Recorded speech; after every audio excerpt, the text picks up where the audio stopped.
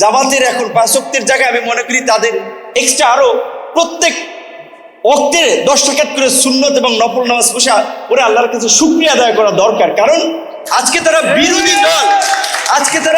দল, তারা গত এই 10 বছরে তাদের নামে এক জায়গায় দাঁড়াইতেও পায় নাই।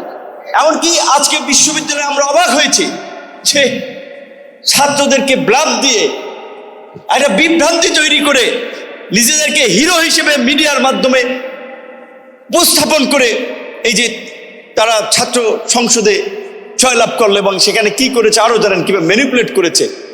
এই সমস্ত একটা ছেলেকে দেখান যারা গত 5 বছরের মিছিল মিটিংয়ে রাজপথে ফাইট করেছে ছাত্র দলের মতো। 5 ওয়াক্তের জায়গায় আমি মনে করি যে আমি শুনছি প্রথম নাকি এই আমাদের নবীর উপরে যখন নামাজ ধার্য করা হয় যে কয়েকটা নামাজ, প্রথম নাকি 50 ওয়াক্ত নাজিল করার, মানে সে 50 ওয়াক্ত আল্লাহর কাছে চাই এনেছিল।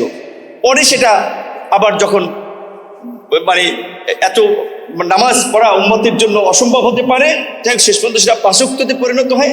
50 ওয়াক্তের জামাতের এখন 5 ওয়াক্তের জায়গায় আমি মনে করি তাদের এক্সট্রা আরো প্রত্যেক ওয়াক্তে 10 রাকাত করে সুন্নত এবং নফল নামাজ পড়ে আল্লাহর কাছে শুকরিয়া আদায় করা দরকার। কারণ আজকে তারা বিরোধী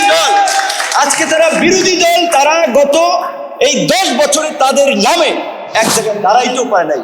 এমনকি আজকে বিশ্ববিদ্যালয়ে আমরা অবাক হয়েছি যে ছাত্রদেরকে ব্লাফ দিয়ে একটা বিভ্রান্তি তৈরি করে নিজেদেরকে হিরো হিসেবে মিডিয়ার মাধ্যমে উপস্থাপন করে এই যে তারা ছাত্র সংসদে জয়লাভ করলো এবং সেখানে কি করেছে আরো জানেন, কিভাবে ম্যানিপুলেট করেছে। এই সমস্ত একটা ছেলেকে দেখান যারা গত 5 বছরের মিছিল মিটিংয়ে রাজপথে ফাইট করেছে ছাত্র দলের মতো, কিংবা ছাত্র অধিকার পরিষদে অল্প কিছু ছেলে ছিল, প্রত্যেকটি ছেলে লড়াই করেছে রাজপথে থেকে। দুঃখজনক যে এটা ইন্টারিম